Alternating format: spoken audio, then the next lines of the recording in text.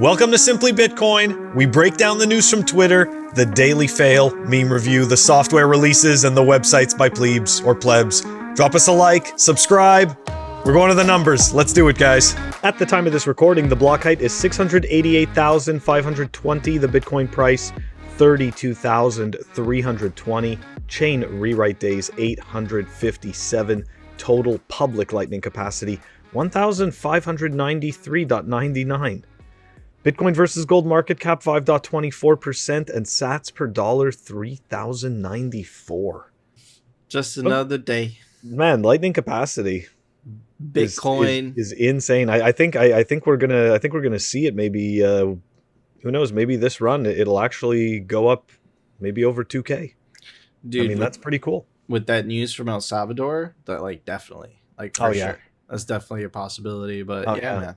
But cheaper sats right now. These are cheaper sats. I stacked this morning again when we had that nice big dip. I was actually able to catch right below what's it called? Right below 30K. Oh so, yeah, dude. I got some under. I got some under too. That was nice. Like, oh my god! Nice. I'm like, it was. You know what? It was interesting. I'm like, oh my god, look at that. I'm like, you can get almost for 200. What was it? Like $250. I think I got I was close to 700K sats, something like that. I was like, okay. Don't get me wrong. It's still not like back in the day when I was able to get a whole 1% for $100. And I remember complaining about it then. I was like, damn it.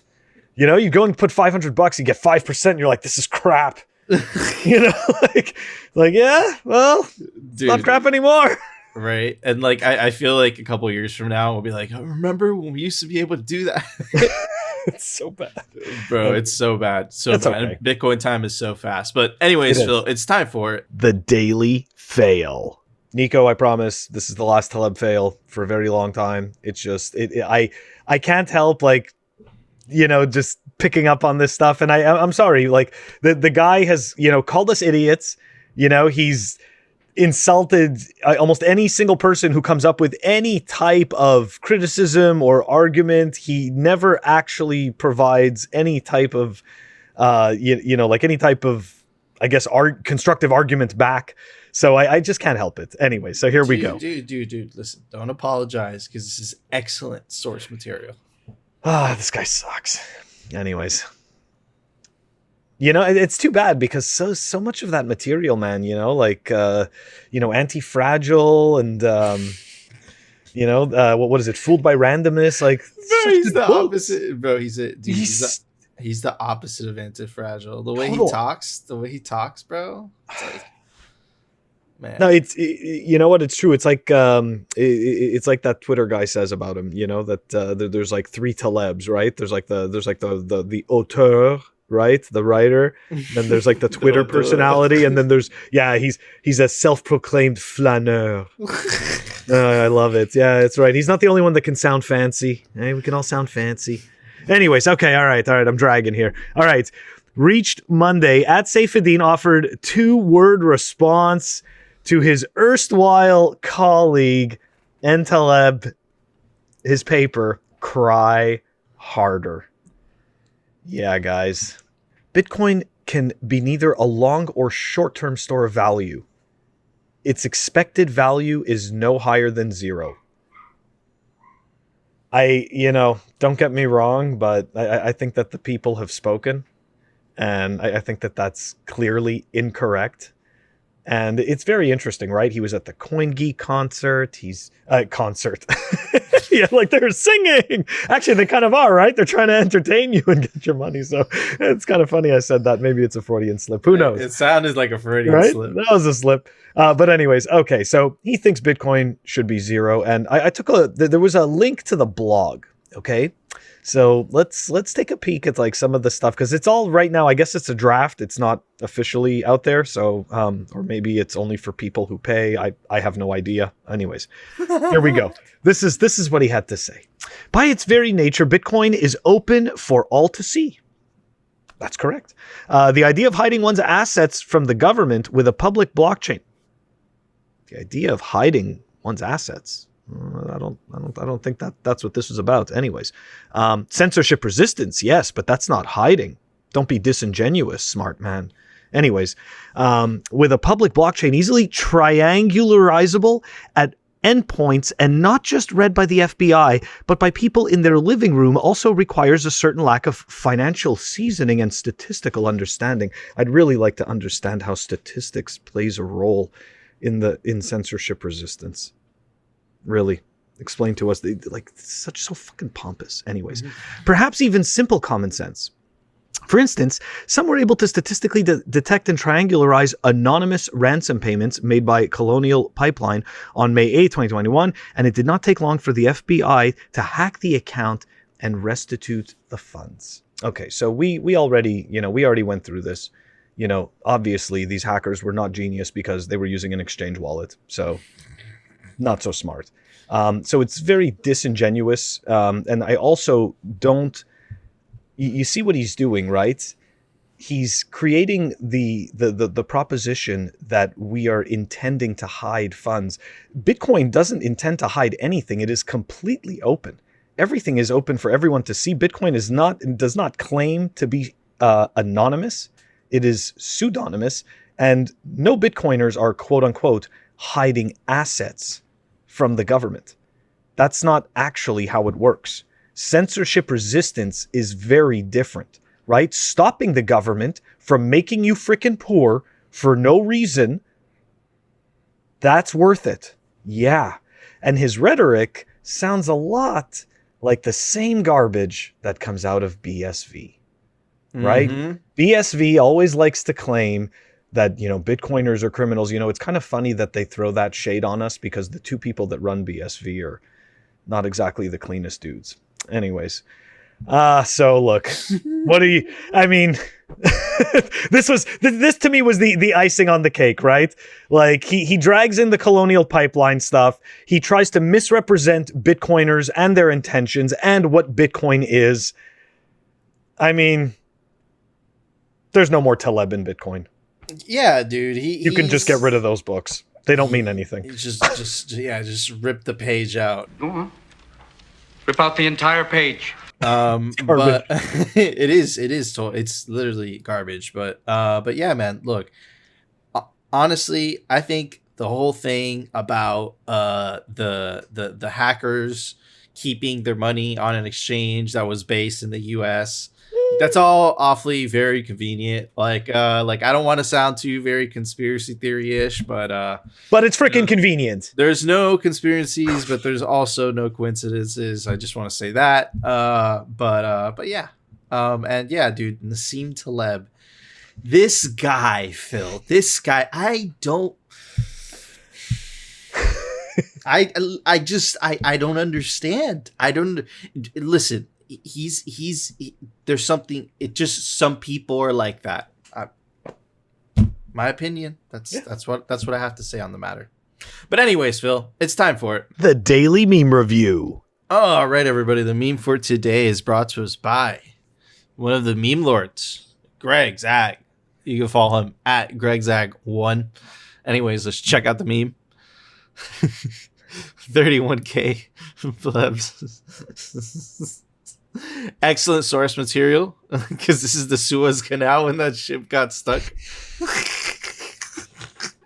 That's what it feels like, to be honest with you. Yep. That's exactly what it feels like. And dude, for that meme, why don't you go first, Phil? Oh, you're gonna make me go first today, huh? All right. Well, I really enjoyed that meme. I thought it was fantastic. I thought it was very appropriate. And you know what? Made me smile on a day where we got a crazy, I shouldn't even say a crazy dip because it's not really crazy, but a good dip, one worth buying. And on that note, I'm giving it a treasure still in the box.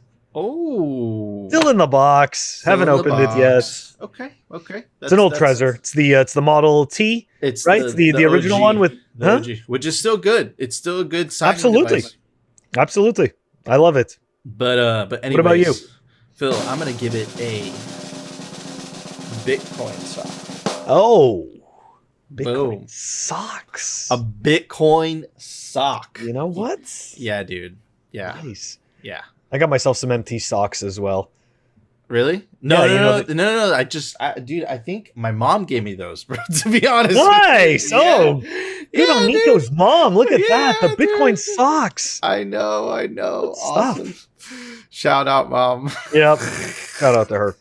But anyways, Phil, it's time for it. The Daily News, sponsored by Crypto Cloaks. All right, everybody.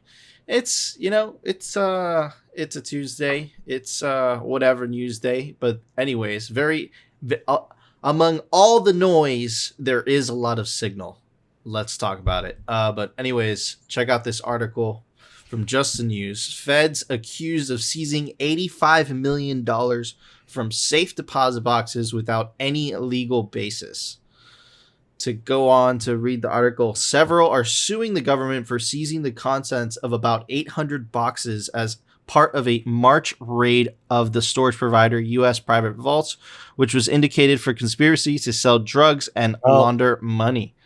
Robert Former accused the Feds of an $85 million cash grab from people who were not accused of wrongdoing. Box holders thus do not know whether the government is accusing them of drug crimes, money laundering, structuring, or any crime at all. Right? So, dude, look, it's the feds have a search warrant, right? But they search all the property, but the property itself has no rights. Right? It's not like an individual. So like, unlike an individual that it's innocent until proven guilty, when the federal government seizes property, it's guilty until proven innocent. Right? So you have to prove who owns that content, like give it back to me. Right? And now the government just takes it back. But I see this, Phil, and it's like, dude, be careful where you put your seeds for your Bitcoin, right? Like safety deposits, safety deposit boxes, you might think they're safe, right? But here's an example. Are they safe, right? There's a way to mitigate against that. Of course, you could use multi-sig, right? You could put just one key there, right? So that if, worst case scenario, that box gets opened, by someone, right? That key is useless, right? But, it just goes to show, like, be careful, and, I don't know what else to say. Man, that's a scary, so look, right? You made an excellent point about seeds, stuff like that. So right there, when we choose to go and put, any kind of Bitcoin related, type of thing, like a hardware wallet or seeds, or a seed plate or whatever it is, you choose to put it in that safety deposit box. At that moment, you are really, you're kind of relinquishing your custody, to the bank. So look at all these people who just got dinged, right? Like, they may have nothing to do with any crimes or anything. They just so happened that they had a box in the wrong place, and now all of a sudden they don't have access to any of their funds. So it's, essentially, it's kind of one of those situations like you mentioned with the multi-sig. I don't know. I never even thought of putting anything Bitcoin related in the bank, because to me, it immediately defeats the purpose. Like, I've been trying to remove them from the equation. Why would I go and put anything there? Because it would be it'd be like remittance, right? Like, for example, you could have multiple copies of the same seed, right? And you could have one of those in a safety deposit box. And then the downside, there's very little downside, right? Because if someone gets access to that said seed, it's useless. It's useless because it's just one seed out of a multi-sig wallet or address or Bitcoin, whatever, So yeah, man, I mean, I get what you're saying, but dude, just goes to show, be careful. Yeah. Very careful. But anyways, look, dude, some more news from China. Dude, China's really been aggressive. You saw that huge shutdown in hash rate. We talked to you about that. We talked to you guys about that the other day.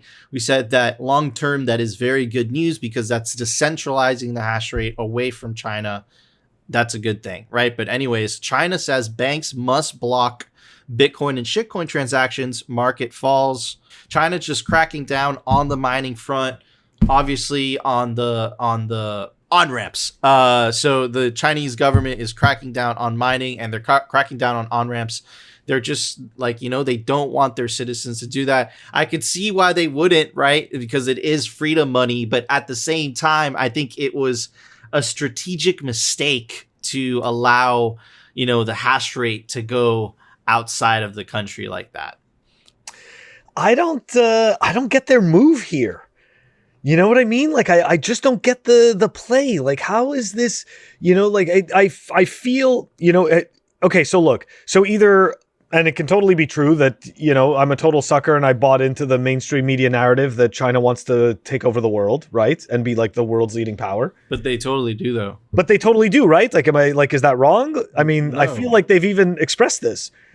They say it themselves. No, I know, that's why. So I feel like that. So that is true. So why wouldn't they use Bitcoin to their advantage I mean, don't get me wrong. Again, we're happy because the shitcoiner FUD narrative gets to die with their whole, your mining's all centralized in China. Well, there you go. Now it's not.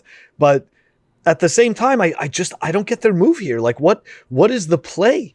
Like, yes, the play is ultimate control, but how does insulating yourself away from this freedom money that you have a capability to mine in excess, like, how is insulating yourself from that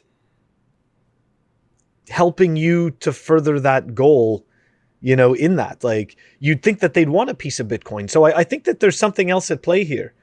I think there's something that we're totally missing, and I wouldn't be surprised. It's not like I really know. Maybe some manipulation, maybe? I don't know. Yeah, exactly. Maybe some manipulation, who knows? Who knows? But anyways, Phil, let's check this out to end the news segment. I'm Confusicus.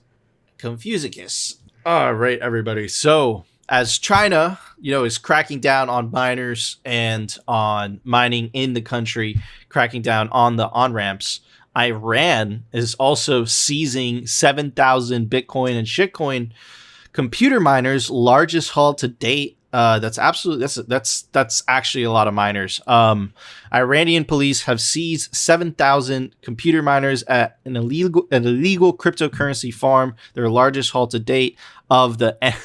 I highlighted this part because look at the wording. Yes, energy guzzling machines. Thank you. Like propaganda, mainstream media narrative.